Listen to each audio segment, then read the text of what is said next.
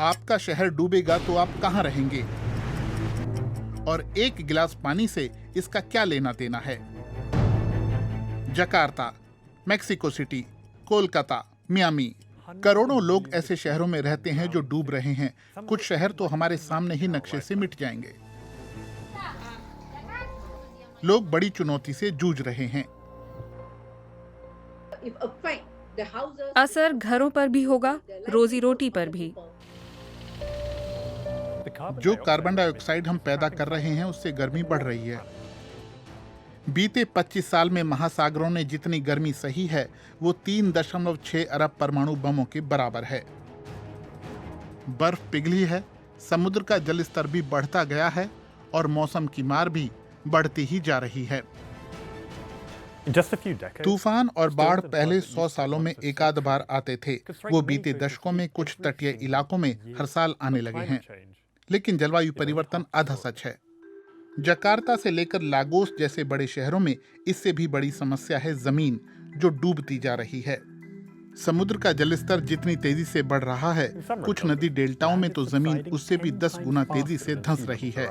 डूबती जमीन और बढ़ते जल स्तर के कारण तटीय इलाकों में रहना मुश्किल होगा। अगर हम अब भी सचेत नहीं हुए तो कुछ शहर तो नक्शे से गायब ही हो जाएंगे। ऐसा इसलिए क्योंकि हमने नदियों का रास्ता बदला और मुलायम जमीन पर शहर बसाए। आपके पैरों के नीचे जो जमीन है उसमें पानी भी है और हवा भी। ऐसे में दुनिया भर में लोगों ने गहरे कुएं खोदे और उनसे भूजल निकाला। कम पानी का मतलब है कि वो दबाव भी कम होगा जो जमीन को ऊपर की तरफ धकेलता है। इसलिए जमीन दब रही है और शहर डूब रहे हैं।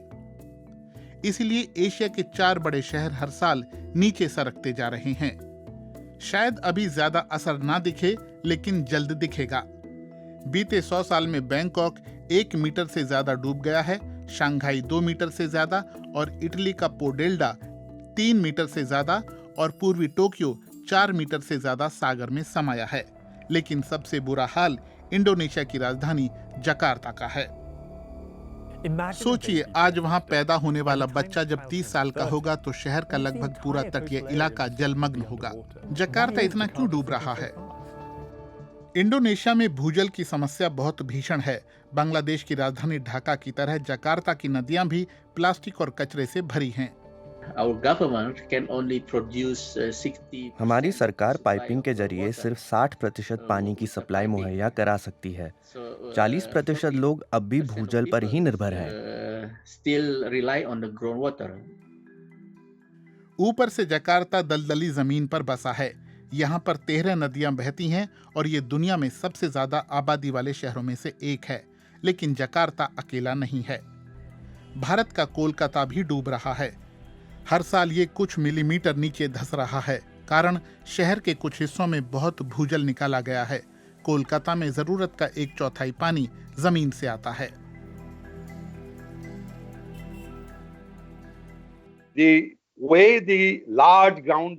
जिस तरह बड़ी मात्रा में भूजल निकाला जा रहा है, उससे भूजल का स्तर गिर रहा है।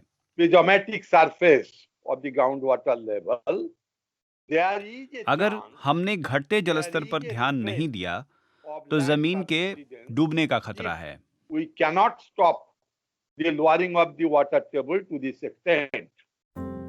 इसके दुष्परिणाम शहर के कुछ हिस्सों में दिखने भी लगे हैं। ये दरारें अभी छोटी हैं, लेकिन अगर कुछ नहीं किया गया तो ये बड़े संकट में तब्दील हो सकती हैं। कुछ महीनों पहले मेट्रो के काम के दौरान कोलकाता में जमीन बुरी तरह धंस गई थी। आप इस जगह को ठीक नहीं कर सकते। इसे वापस 20 साल पहले वाले स्तर पर नहीं ला सकते। यह असंभव है। यानी हालात बहुत बहुत खराब हो सकते हैं। एक अध्ययन में पता चला है कि बाढ़ से प्रभावित होने वाले लोगों की संख्या के बारे में जो अंदाजा लगाया गया था वो काफी कम था। क्लाइमेट सेंट्रल के वैज्ञानिकों का अनुमान है कि तटीय इलाकों में उससे 3 गुना लोगों पर बाढ़ का खतरा है जितना हम सोचते थे। बहुत से लोग उसी डेल्टा पर निर्भर हैं जो धंस रहा है। हालांकि इस अध्ययन में इस बात का जिक्र नहीं है कि अगर तटीय शहरों के आसपास ऊंची दीवारें खड़ी कर दी जाएं तो उन्हें किस हद तक बचाया जा सकता है। लेकिन इतना तो तय है कि भारी संकट सामने है, खासकर उन लोगों के जो बढ़ते जलस्तर के कारण दूसरी जगहों पर नहीं जा सकते। कुछ कदम भी उठाए जा रहे हैं। टोक्यो और शंघाई ने तय कर दिया है कि लोग कितना पानी जमीन से निकाल सकते हैं और सूखे जल स्रोत रिचार्ज किए जा रहे हैं। ऐसे छोटे कदमों से वहां जमीन हर साल 1 सेंटीमीटर ही धंस रही है, जो बड़ी समस्या नहीं है। लेकिन जकार्ता जैसे शहरों में तो बहुत से लोगों के पास पीने का साफ पानी ही नहीं है। वहां पहले नदियों को साफ करना होगा, तब उनका पानी पाइपलाइनों से देश भर में पहुंचाना होगा।